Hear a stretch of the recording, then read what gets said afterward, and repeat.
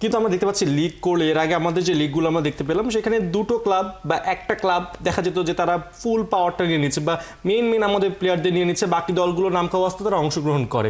এই যে একটা ফেয়ার কম্পিটিশন যেখানে সব দলগুলো সমান সুযোগ সুবিধা পাবে, এই জায়গাগুলোতে আসলে কি পরিবর্তন করা যেতে পারে? পুল সিস্টেমে আসবে নাকি চুক্তিভিত্তিকভাবে যাবে ফুটবলাররা ক্লাবগুলোতে?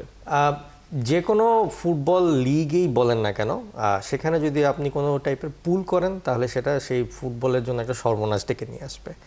যে জিনিসটা করতে হবে, মার্কেটটা ওপেন থাকতে হবে, যে ক্লাবরে এসে যে যার মতন প্লেয়ার কিনতে পারবে। এটাতে হবে কি, প্লেয়ারেরও মার্কেট ভ্যালু বাড়বে। আপনি সর্বোচ্চ যে জিনিসটা করতে পারেন যে আপনি প্লেয়ার রেজিস্ট্রেশনের ক্ষেত্রে কিছু ব্যারিয়ার রাখতে পারেন, যেরকম ফার্স্ট 11-এ ধরেন 2 জন আন্ডার 18-এর প্লেয়ার থাকতে হবে, অথবা ধরেন বিদেশি থাকতে হবে 2-3 জন। এরকমভাবে আপনি যখন একটা ক্রাইটেরিয়া সেট করে দিবেন, ওর মধ্যে টিমগুলোকে ক্যালকুলেশন করতে হবে। কিন্তু ফার্স্টে যদি আপনি পুল করে দেন যে ন্যাশনাল টিম 2 জনের বেশি নেওয়া যাবে না, তখন হবে কি পুরো প্লেয়ারদের যে তাদের যে এবিলিটি সেইটার উপরে বেস করে তারা পেমেন্ট পাবে না, যার কারণে হবে কি তাদের পারফরমেন্স ডাউনের দিকে থাকবে। এই